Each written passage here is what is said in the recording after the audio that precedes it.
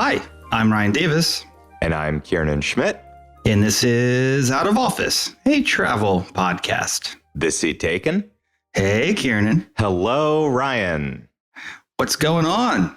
You know, just settling into 2024, feeling okay. A lot of snow recently, which is feeling pretty good. It feels like a proper New England winter. Oh, I just got off a week at the beach. I know. If I don't have the seasons, it would really mess me up. I feel like it would mess with my metabolism. Like this time of year is for being depressed, and maybe you get a week or two away from that on a trip. But you're meant to be. It's meant to be cloudy. You're meant to dip your vitamin D. This is not the time, and yet you've got this. You've got what is the closest to a tan that you can get. I have been trying to keep the sun away from me. I've been slathering sunscreen on. Do you wear one of those giant hats? I lost my lost my Panama hat. The second one? Yes. So I need. Yeah, it was a good one. It was a really good one. Yeah, but how did you lose it?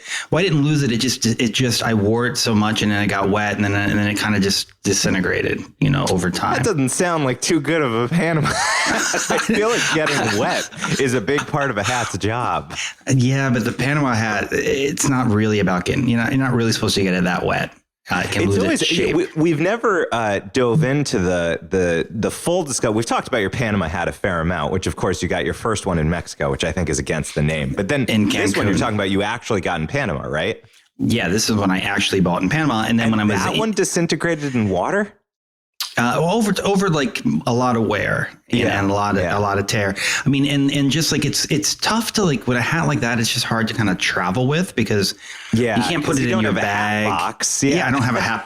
They tried to sell me one, but like I'm not going to use my carry-on as a hat box. I think that this is the problem is that you need a hat box. I had a boss, an old school Texan. And he traveled with a hat box, and he's like a man that is beyond age. Like he would travel with a hat box and a proper Texan Stetson. No matter where he went, and he would, and he also had like travel hats. Like you know how like Kennedy was the first president to not wear a hat.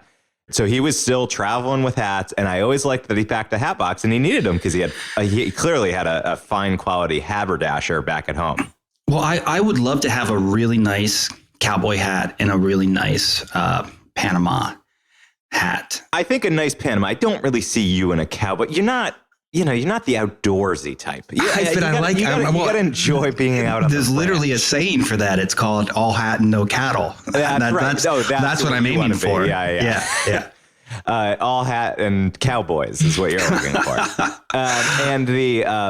I do think. See, we've actually never dove into the topic of hats while traveling, but this is a whole episode. I mean, it's very important. And in the early days, that would have been a real episode that we would do. In fact, I want us to do more episodes like that. But my quick take on hats is I always want to bring a baseball cap for sun reasons and just for comfort reasons, but baseball caps really do seem like a very American marker. So when you're traveling abroad, you put on a baseball cap, people immediately peg you as a tourist. So I bought this all black baseball cap that is identical to the one that he wore on Secession, the father. Oh yeah. And so I wear that a lot, and I like that. Yeah. It can't be destroyed. $3,000 one that they all wore. No. Oh gosh, did you see they were doing an auction on of all the props? Oh no, that's cool. And some of Kiernan's suits were like suit supply. So it's a little more affordable than you'd imagine. That's right within the realm. I got a suit supply upstairs. Anything interesting they were auctioning off? Oh, all sorts of things. You could. The thing I really wanted, but it ended up going for too much money, was his liquor cabinets. In the office. Like that would be high dollar. That was like everything. Yeah, and you can get a bunch of like. It was funny because oh gosh, I forget the characters' names now. It's been so long. The eldest boy, his stuff was going for like the least. God, what is his name? Okay, there's Shiv, and then there's Roman, and then Connor. Oh yeah, Connor, sure, and then the other guy, Tom. Jared. Tom. Yeah, Tom. and then the cousin Greg. And what is the eldest boy's name? I think the actor's name's Jeremy, right? That's right. He's the one who never breaks character. Yeah. Oh, God. All right. Okay. Succession, oldest son. I mean, this is crazy. Wait, no, Connor is the eldest boy, but we're not talking about the eldest. Well, that's part of the irony that he calls himself the eldest boy when he's really not. Right. The eldest boy. I never even picked that. God, so many layers here. Okay, hold on. It's Kendall, of course. Kendall Roy, of course. Yeah. God, I missed that show. Oh, I know, me too. Well, Ryan, I believe you are still currently based in Ecuador. Am I correct?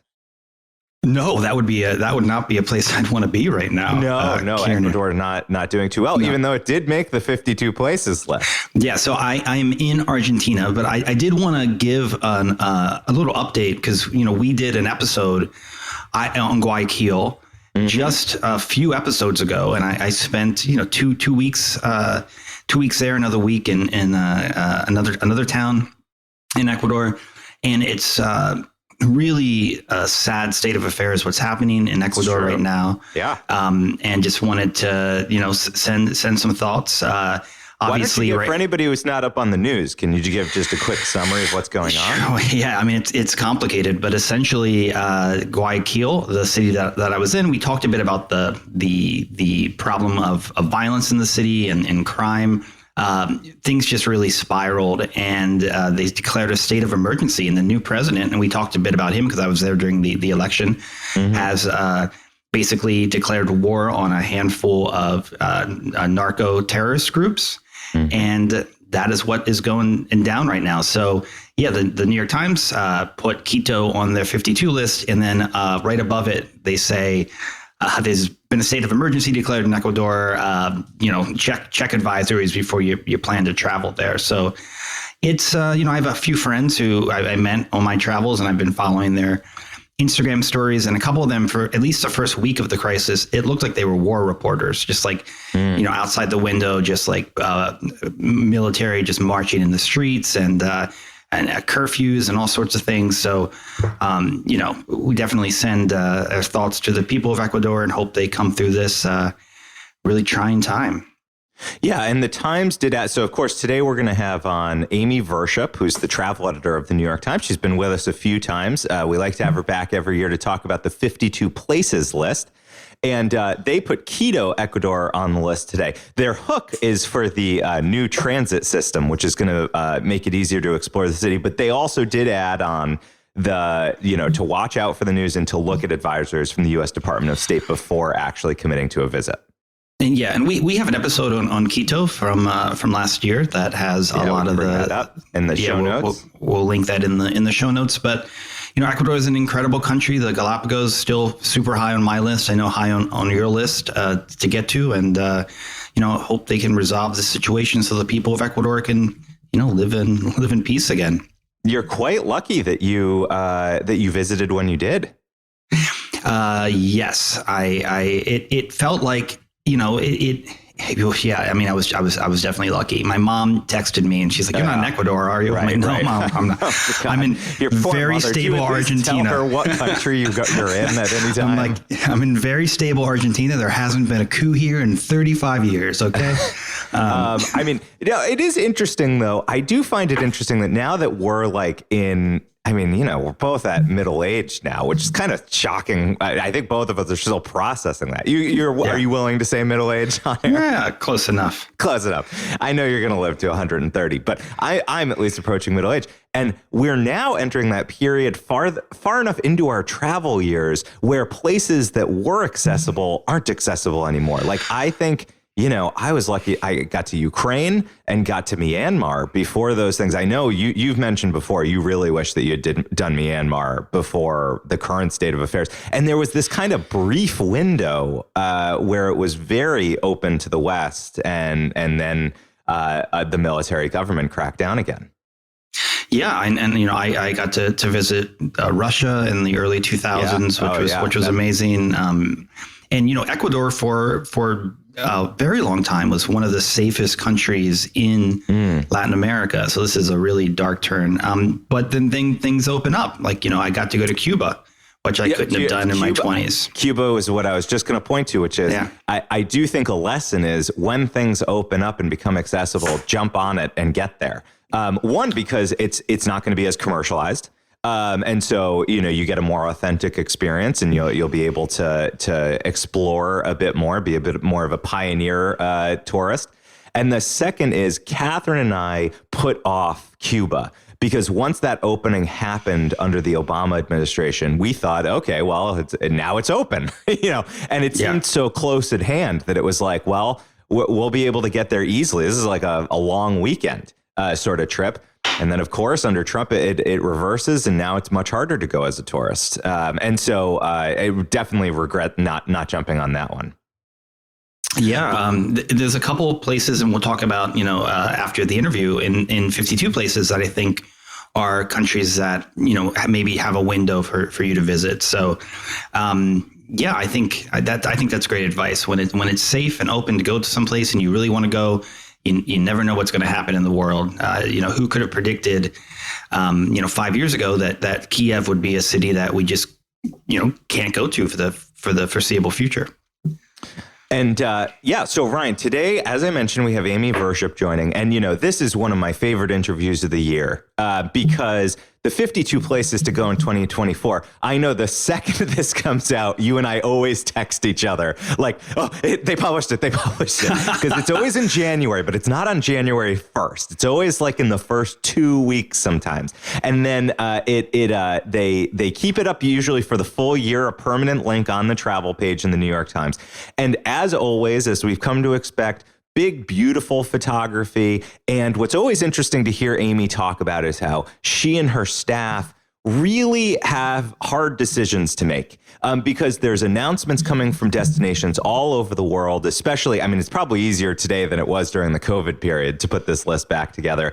But, they like to mix it up. There's a good mix of natural and more urban places. They like to hit places all over, all the continents that you can fit. They don't get Antarctica because, you feature that one time. It's like, oh, go to that other part. That's very snowy.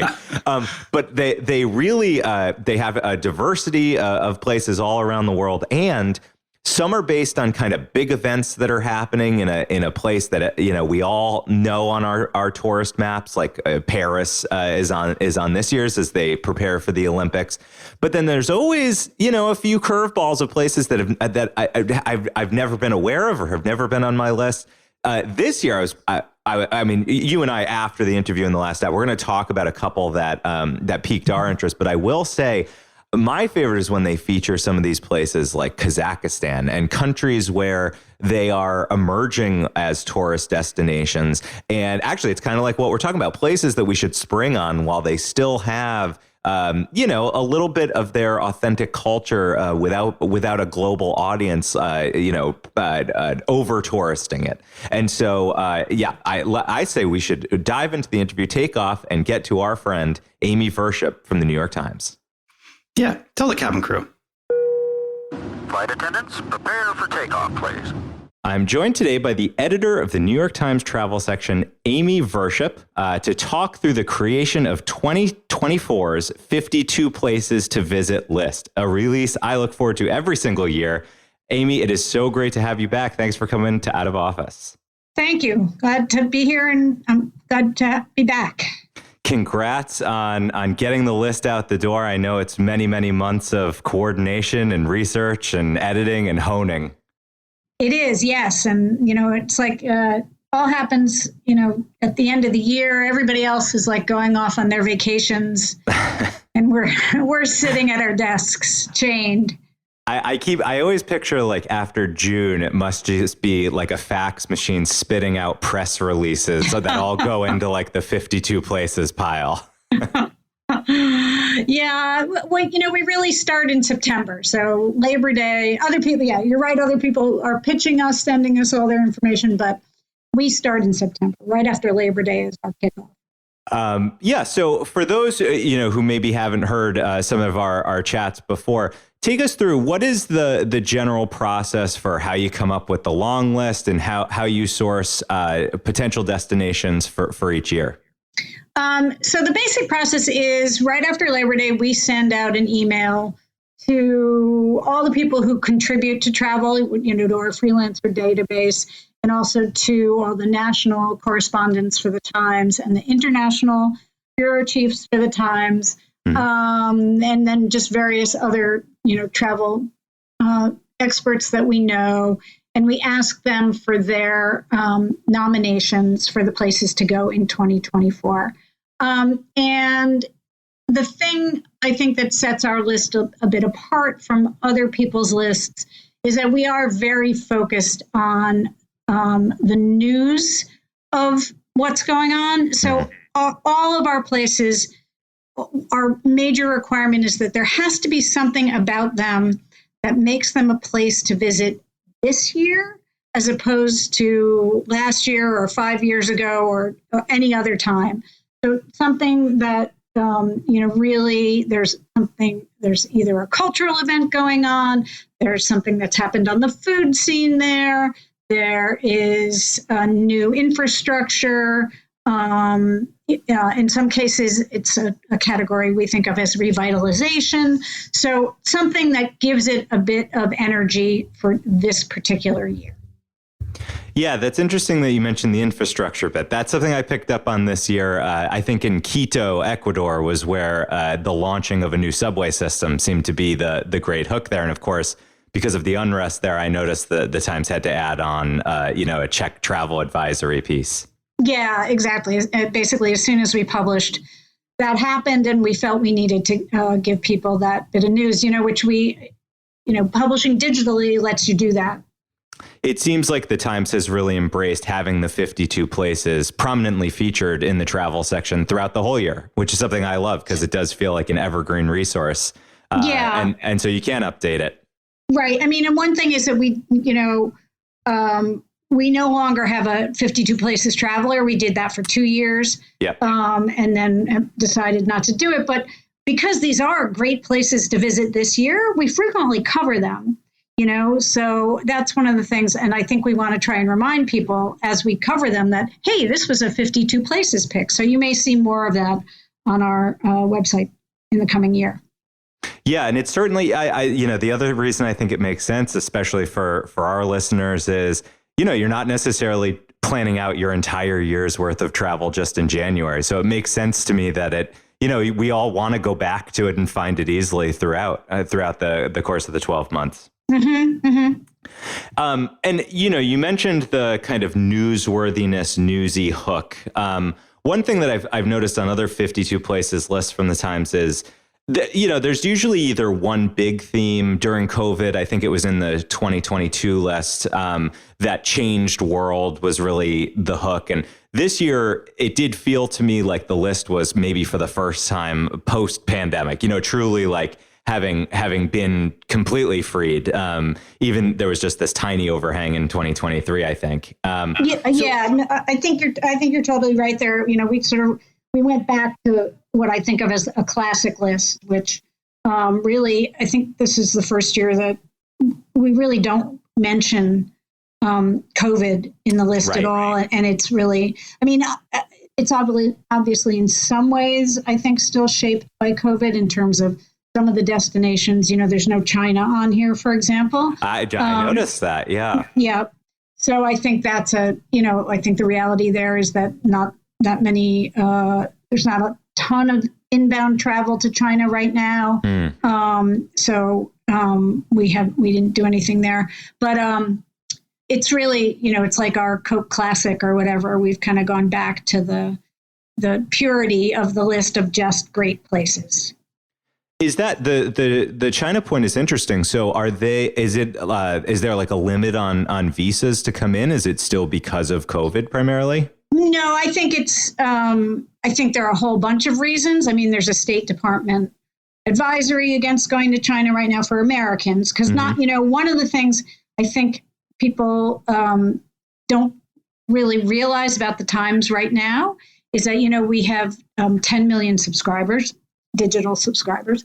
And those people are all over the world in a way that they never were before. And they're not all Americans. So we're not just writing for Americans anymore. Even we used to, back in the day, we wrote just for New Yorkers or people around us. And then we wrote for Americans. And now really it's everybody. And so I think it's really, there's a State Department advisory.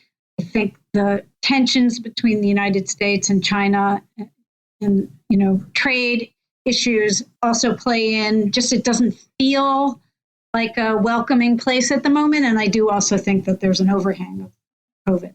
Yeah, interesting. So were there any other, major themes or through lines that you saw in putting together this year's list? No, I mean, one of the things we did do this year, because we're always trying to refine it, is we gave these categories. So that was new in the way we put it together. But there wasn't really an overarching theme. There are, as I said, we do have this category we think of as revitalization, and we put Maui and Morocco on for those reasons. I mean, they're always great places to go, right? Again, but this year, they are places where your dollars could do some good. Yeah, so on those two, particularly on Maui and Morocco, was it primarily because they're recovering from disasters that kind of got them past that newsiness point this year? And are there any precautions or things people should know if they are looking to go there? Yeah, yes, they are on the list for those reasons. I think that you have to make sure that you're being sensitive to the places that you're going. You're not trying to go to Lahaina and gawk at, the destruction there, and just be a irresponsible traveler when you're in those places, and kind of take your cues as to your behavior from the people there that you meet. And I'm always looking, as you say, you have some of these categories this year, and I'm always very anxious to search out the nature places, because the Times often comes up spotlighting national monuments or wildlands or international national parks that I am not aware of. And I did feel like this year there was a couple that seemed to tell similar stories. There was a Welsh national park that's reclaiming its traditional name, and it's focusing on a lot of conservation efforts. And there was a national monument that the Biden administration has named of the lands adjacent to the Grand Canyon. And it's English as Ancestral Footprints of the Grand Canyon National Monument. Yep. And there's an indigenous name attached to it as well, whose pronunciation I would butcher. But I thought that's a very interesting theme coming forth, which is natural lands, but with these kind of more complicated historical contexts coming through. Yep. Yeah. And, indigenous travel in general and supporting indigenous places and indigenous run places is something that we are interested in overall. So I think that comes through in the list. And in other coverage that we do. And how about what major events are grounding some of the entries for this year? Well, there's, of course, our number one, which we're all very excited about, which is the path of totality. Yeah. And the total eclipse. Which sounds very ominous if you don't know what it is. I know.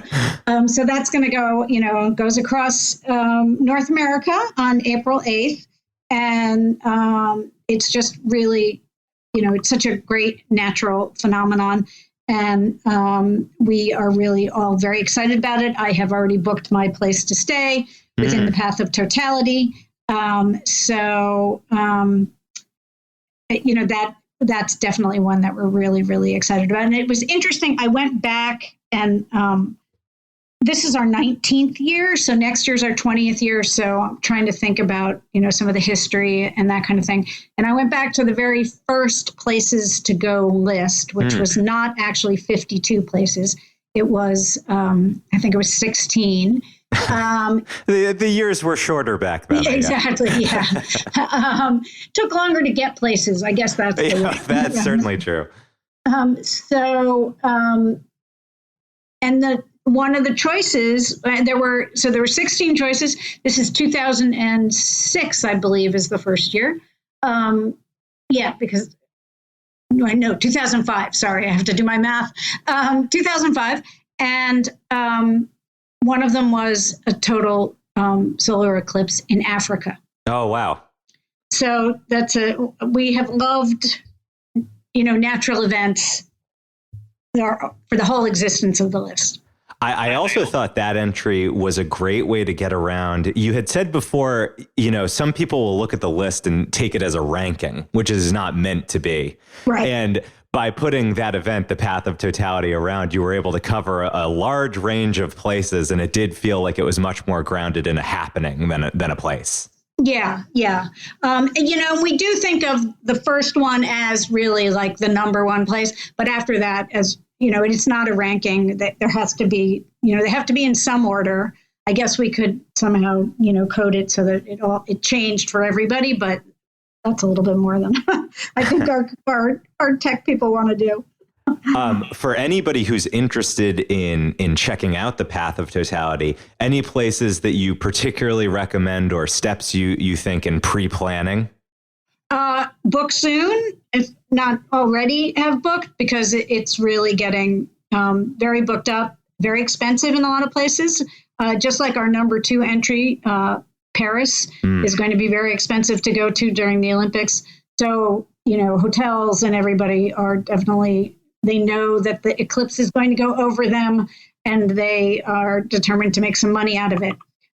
There's a lot of events in Texas because it goes over a big swath of Texas. So that's a good place to see it.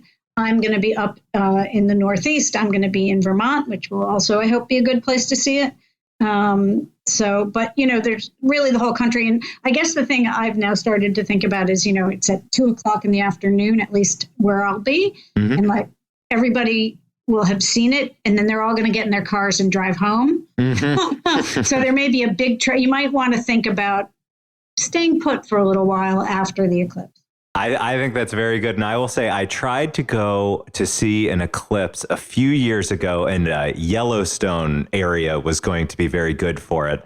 And I booked my flight, and I found that the limiting factor was rental cars. All the rental cars were completely blown out for all these places that you can get far from city lights.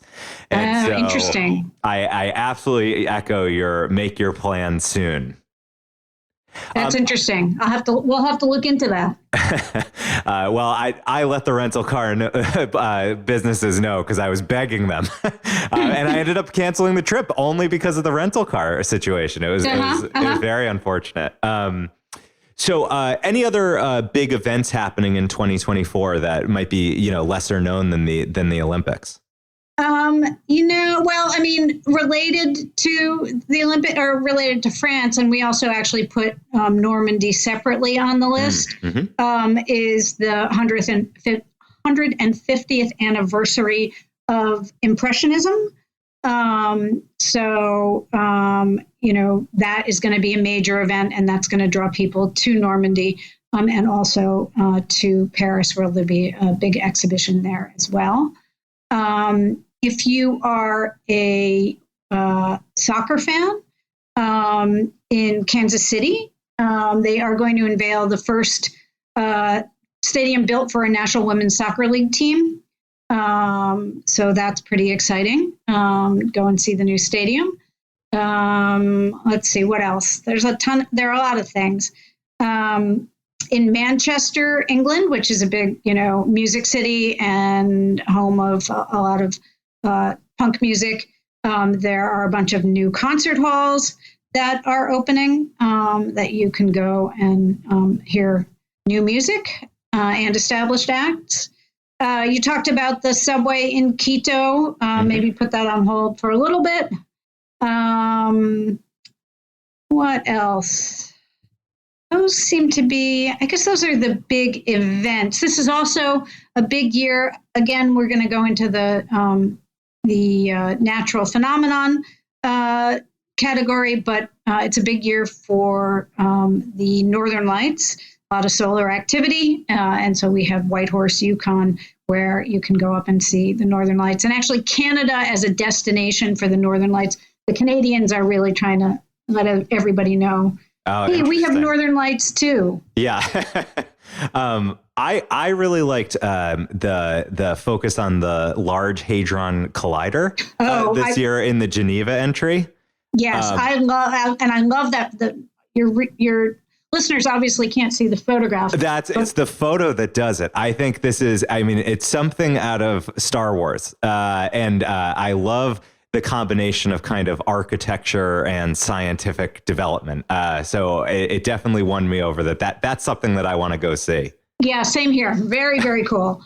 So I would love to go and see that. And some of your descriptions of what's available at the Gateway, quantum karaoke, quantum air hockey, it piques my interest, but not as much as the collider itself. Yeah, just seeing the thing would be fascinating.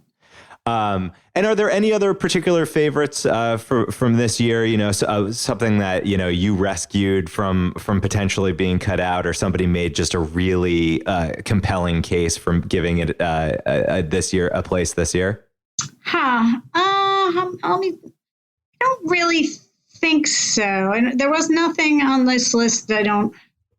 We do. We have a lot of meetings, and there's a lot of, our discussion often comes down to like, what's the why now? Like, that's the question we're always asking about things. Yeah. Why this year?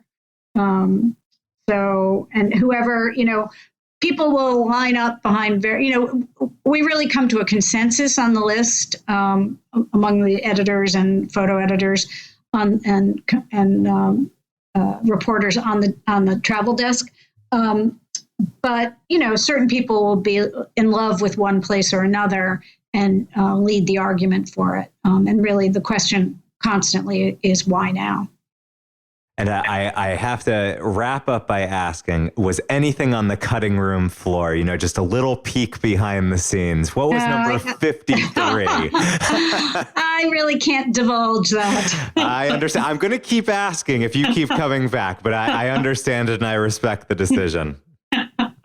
Well, Amy, thank you so much for coming back. I hope we can talk in a year, and please keep continuing to keep the great travel journalism content coming. We love it. We talk about the Times coverage all the time here on Out of Office. Oh, thank you. That's great to hear. I appreciate it. And now it's time for the last stop. Ladies and gentlemen, this is the last stop on this train. Everyone, please leave the train. All right, Ryan. Well, we want to say thank you again to Amy Virshup for joining us. And we, maybe we'll have a chance to talk to her again in 2024. But if not, be sure to look for my email in 2025 when the 52 places list comes out. But Ryan, I want to, we're here in the last stop. This is the last segment of the show, the final segment of the show. This is where we ask the guests to leave. It's a time for just the two of us to speak directly to the audience that we have here. It's sort of a more personal segment. It's the final segment of the show. It's my favorite segment. It's your favorite segment. It's popularly known as the People's segment. And that's because it really is all about inspiration and sharing. It's where you and I each bring one thing. It could be anything. It could be a daydream, could be a piece of gear, could be an anecdote, could be a plan for something that's coming or something that's been, but it must meet one criterion. It must, very much in the spirit of the 52 places list, inspire the spirit of wanderlust within us, even during a work-a-day week. And so, Ryan, this week is once a year, it's a very special last stop where we're going to look at the 52 places list. And you and I have each chosen two destinations that we want to spotlight from the list. Though, of course, we want the readers to go and read the whole thing, which I'm sure the appetites are whetted from the Amy Virshup interview. So, Ryan, I'm going to ask you, why don't we do, you do one, I do one, you do, I do one, just so people don't get a little tired of our voices. So I'm going to ask you, Ryan, what is your first choice from the 52 places list? Well, first thing, I want to say that last year, Guadalajara made the 52 places to visit list. And I said, I want to try to make it back there. And I did. I succeeded. So Guadalajara is a super cool city. One day we should do an episode on it. But I was glad that I made one of my travel resolutions last year. And looking at the list this year, knowing that I'm spending so much time in Latin America, South America, there's a lot of great places on the list that I could call out, but there are two that I think I realistically have a really good shot of getting to visit this year. And the first one is El Salvador. And El Salvador is one of these places, Kiernan, that you haven't been able to go for a long time. You know, it was very, very dangerous, but now it has become one of the safest countries in Latin America. Crime rate now is on par with Canada.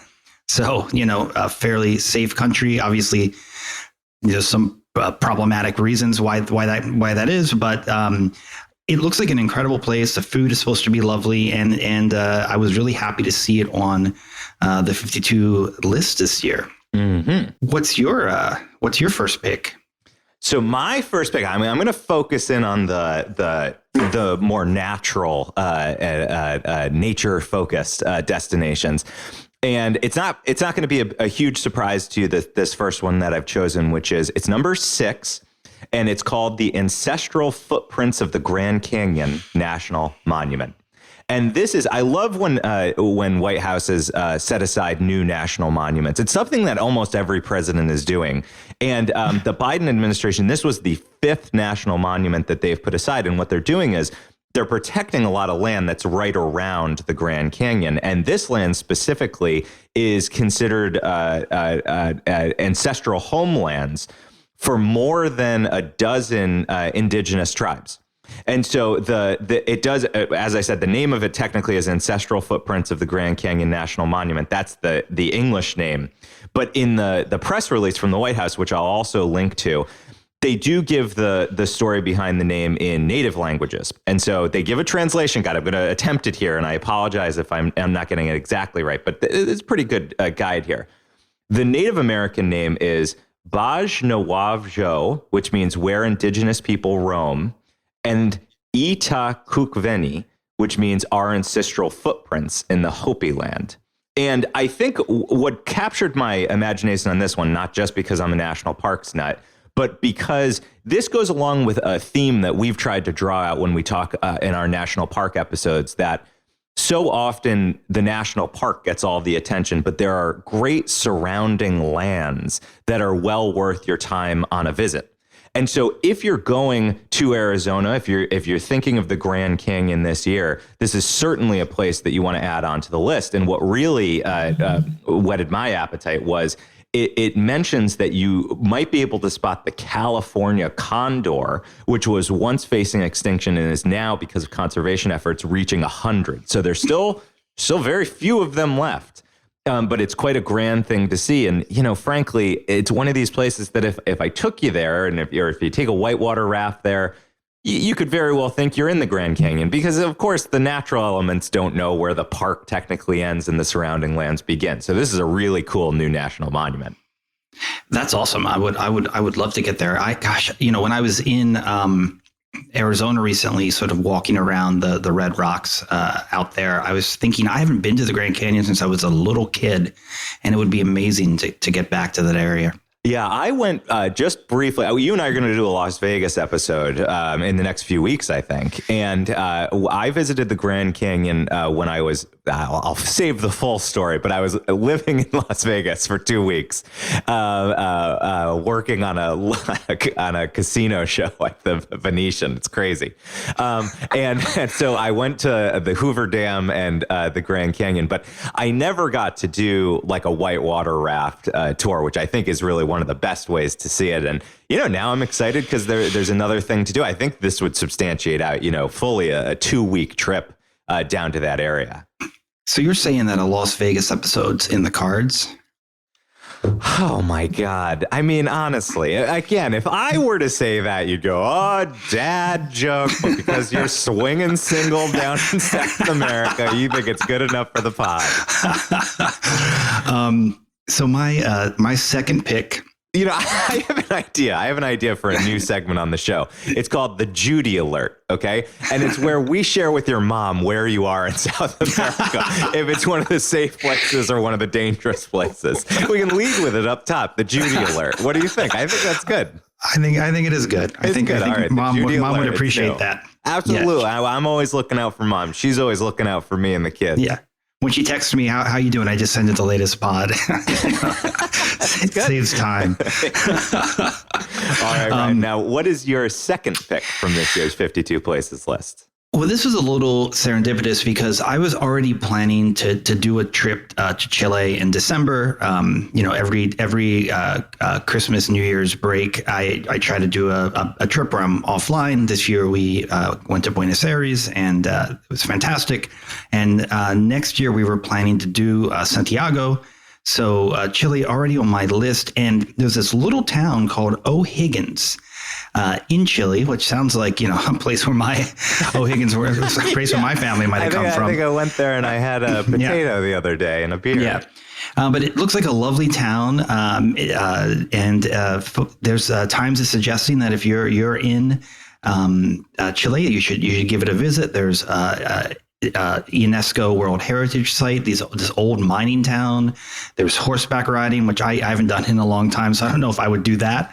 But it looks like kind of a rustic, really interesting small town that's got beautiful natural landscapes and a lot of different activities. So I think in addition to doing the big city of Santiago, spending some time getting to know O'Higgins would probably be a good way to unplug during the holiday. And do you know why it's called O'Higgins?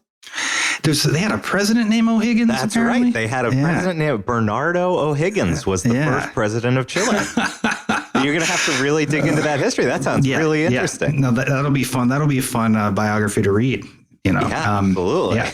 Maybe I'm a little related to Mr. O'Higgins. Who knows? It's fully possible. What is your second choice? Okay, so my second choice, again, focusing on the national park stories that are in here, and I love that they always put a spotlight on a couple international national parks, which I like to add to my future list. And this one, I've never been to Wales. I've traveled through the UK pretty extensively, but have not made it to Wales. And now I have an exact destination that I want to focus on. So this is number 18 on the list. And it's a national park. Now, Welsh, of course, is famously one of the most difficult languages to pronounce. So Did you grow up speaking Welsh in your home? Or? No, we didn't speak Welsh. Did you speak Welsh? No, we didn't. My most exposure to Welsh is like the episodes of The Crown where Charles is like trying to make somebody like him, and so he studies Welsh and goes and gives a speech in Welsh. And apparently, it has quite endeared him, at least for a time. So there's a national park there that used to be called Brecon Beacons. And now they've given it a Welsh name. It's sort of reclaiming a Welsh name that means the peak of Brecon's kingdom. And it is, I regret it is a mouthful. So what I'm going to do is I'm going to play somebody saying it, and then I'm going to try to say it. Okay. So I just bear with me. And obviously if I go, I'm going to have to master this.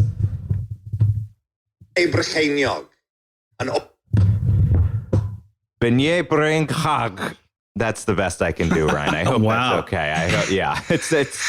It doesn't look how it's spelled. I'll say that. What's interesting about it is, this looks like a place that I'm not going to need my sun hat, which I'm pretty happy about. This is an area where Wales is really focusing on conservation efforts. They're replanting native trees to create a temperate rainforest that should exist on this land. And they are focusing on keeping it a dark sky park. And you might remember, maybe 3-4 years ago, we had an interview with somebody who did a book just about what makes dark sky parks so special and all the different certifications and special planning they have to do to keep a park's light pollution below where the designation allows. In fact, I'll throw that in the show notes because dark skies as a category is very interesting. But this, it both takes, it has the cultural aspect of reclaiming the name, very similar to the ancestral footprints, Arizona National Monument now, and conservation efforts that are both trying to pay attention to climate change and to give people, the escape that you go to great national parks for. That sounds awesome. You know, I in one of my excursions back in the day around Europe, I took the train to Cardiff, and I have a lot to say about it. But may I perhaps? What do you mean, good or bad? You know, we don't say bad things about cities on this podcast. Just give me a little little sleepy. You know, I don't. Sleepy is not a bad thing. You know, this would be like what was it? A really drunk person who's fallen asleep. It's sort of, yeah. And look, I am of Welsh descent, so I recognize. Right? Yeah, I'm Irish, English, and Welsh, basically the same. It's all the same island. Yeah. A lot of rich diversity in my background. We're not pale enough. So but Cardiff is an interesting city. You know, it's not one that I would put in my top 10, but. Yeah. So I will go for the natural wonders. Yeah. Well, it was beautiful. The train there was beautiful, Kiernan, next episode, we're going to talk about Buenos Aires, which is the city that I have really taken a shine to, and excited to share with folks all the cool things that are happening here. All right. Well, until then, I'm Ryan Davis. And I'm Kiernan Schmidt. And this is Out of Office, a travel podcast. This seat taken. You should practice your Welsh a little more for your trip there. I mean, honestly, it's famously one of the most difficult languages because it really is pronounced very differently than how the words read.